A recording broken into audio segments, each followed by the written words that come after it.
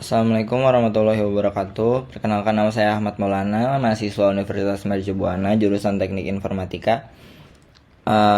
Saya akan menjelaskan tentang tugas arsitektur komputer, tentang rancang bangun komputer untuk komputer server.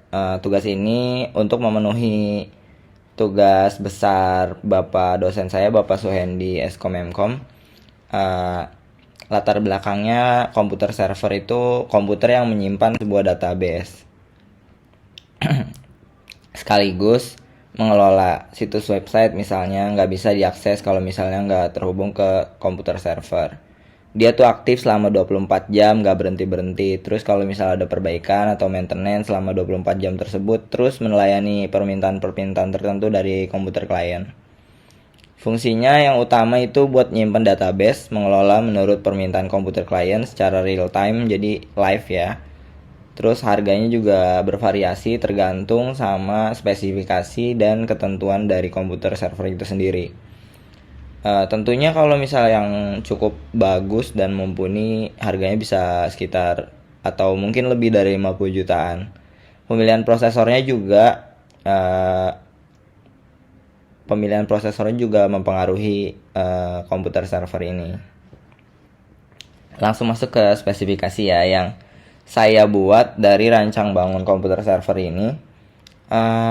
Saya membuat komputer server ini, yang pertama spesifikasinya mungkin bisa dijelaskan dari prosesor dulu.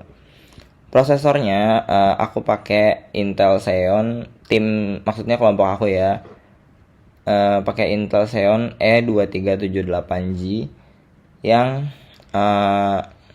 prosesor buatan Intel yang ditujukan untuk pasar workstation dan server kelas menengah ke atas. Intel dipilih biasanya karena lebih dijadikan pilihan, karena kemampuan baca tulis berbasis intinya tuh lebih baik jika dibandingkan dengan prosesor AMD. Kelebihannya yang pertama ada L3 Cache. Ini memori antar prosesor dan RAM, jaga prosesor buat lebih optimal, terus mempercepat aplikasi-aplikasi tertentu. Salah satunya juga kemampuan baca tulisnya lebih baik dibandingkan prosesor AMD yang tadi aku sebut.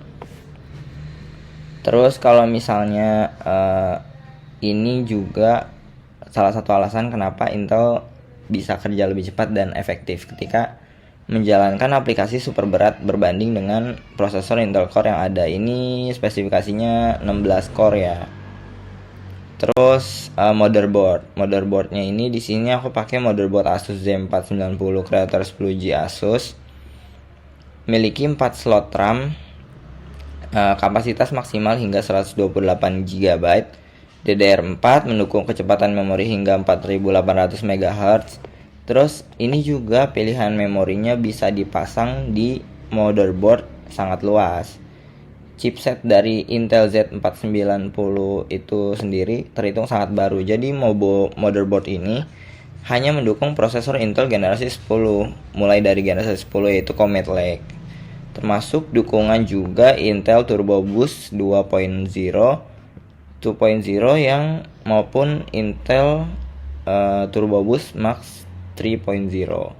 Kemudian ada SSD NVMe Samsung 970 500 GB. Kelebihannya ini, penggunaan penyimpanan berbasis SSD ini pasti dikarenakan karena memiliki kecepatan penyimpanan yang lebih tinggi ya dibanding hard disk atau SSD. Kelebihan yang lain ya, dia lebih canggih, lebih kencang, memiliki kecepatan yang lebih seri ini juga, terus ditenagai dengan teknologi VNAND terkini dan optimisasi firmware.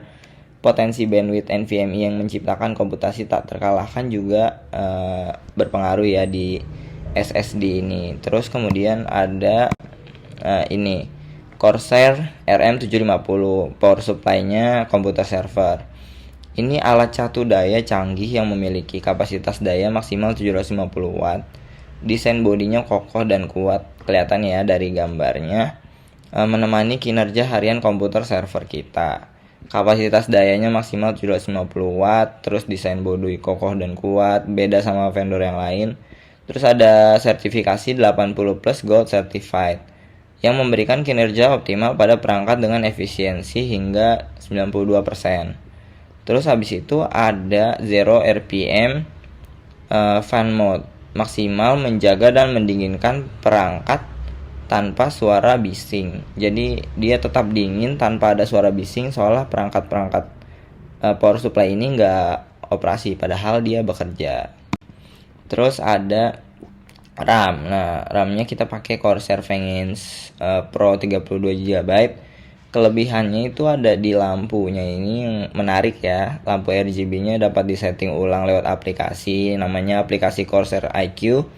Terus tingginya cuma 44 mm, cocok banget buat smartphone, maksudnya komputer kecil ya, maksudnya gitu. Terus menggunakan PCB custom berkualitas untuk bandwidth maksimumnya. Support juga Intel XMP 2.0. Kemudian ada spesifikasi MSI Max 240R. Nah, ini tuh kayak kipas gitu, cooler. Memiliki kipas PWM cerdas menyesuaikan kecepatan sesuai suhu.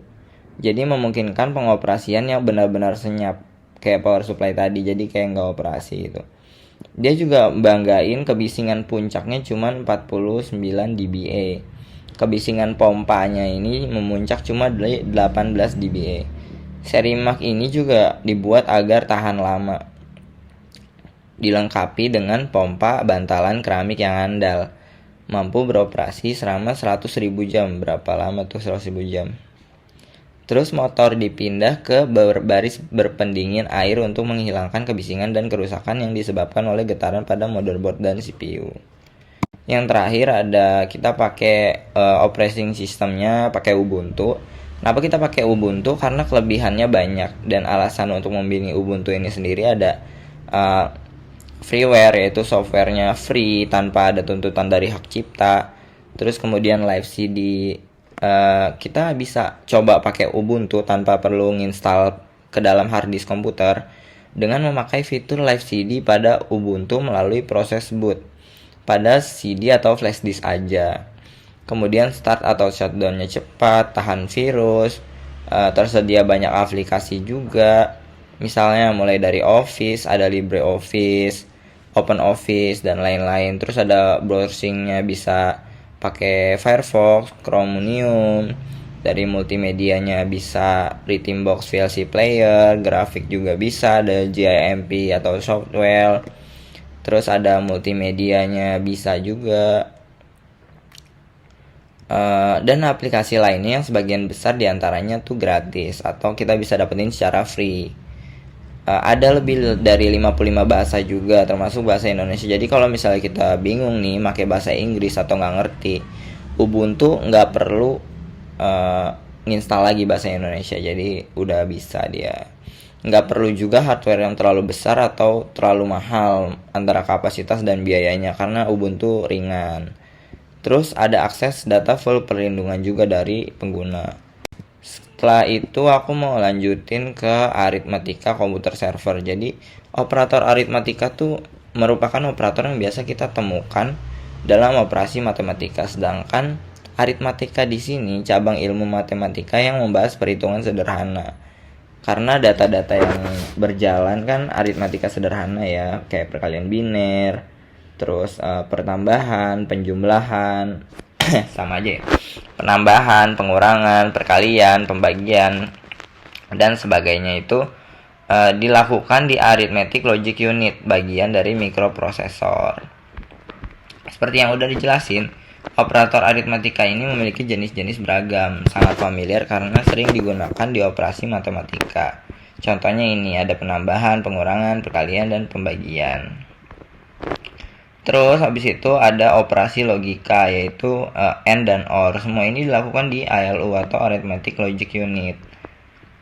Terus tugas utamanya adalah melakukan perhitungan aritmatika atau matematika yang terjadi sesuai dengan instruksi program. ALU ini melakukan semua operasi aritmatika. Nah, disebut sirkuit elektronik di ALU yang digunakan untuk melaksanakan operasi aritmatika ini disebut adder. Operasi logika juga tugas lain dari ALU juga melakukan operasi logika, operator logika. Operasi logika itu ada AND dan OR. Nah, operasi logika ini meliputi perbandingan dua buah elemen logika dengan menggunakan operator logika.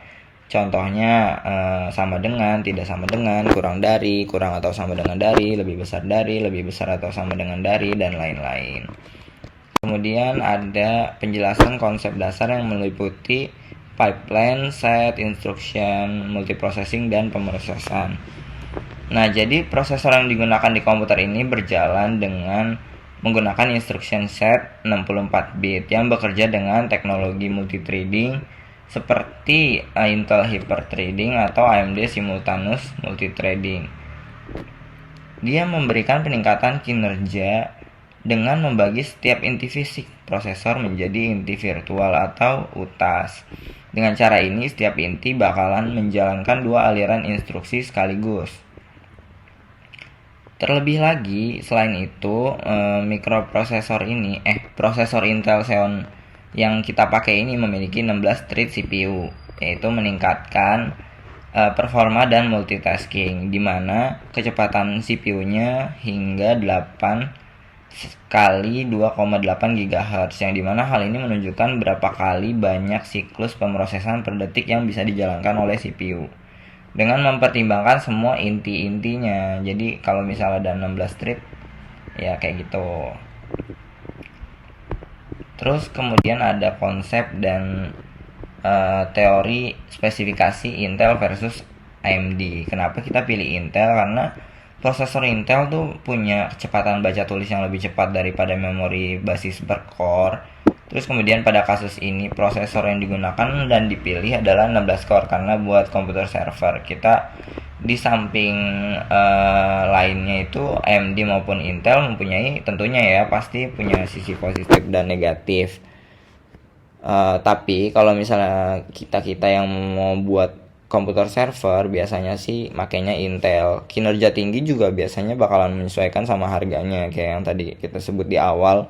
Bisa aja di atas 50 jutaan untuk harga komputer server yang mumpuni. Performance Intel pastinya bekerja lebih cepat. Kesimpulannya, komputer server tuh komputer yang ditugaskan pemilik komputer untuk menjadi server dan mengatur komputer klien. Dengan komputer server, apapun yang dibutuhkan oleh komputer klien, maka komputer server akan langsung memenuhi. Tidak dibatasi dan tidak dapat diakses oleh orang lain. Hanya orang tertentu aja yang bisa mengakses komputer server itu. Dengan begitu, data-data penting dan semacamnya tidak akan bocor ke tangan yang tidak bertanggung jawab. Karena komputer server selalu aktif 24 jam, dia jadi pintu utama manajemen jaringan yang kita milikin. Seperti halnya komputer server website, server tersebut harus selalu ada dan selalu aktif agar pengunjung komputer server kita atau server kita tetap bisa mengakses setiap saat, jadi nggak bakalan down.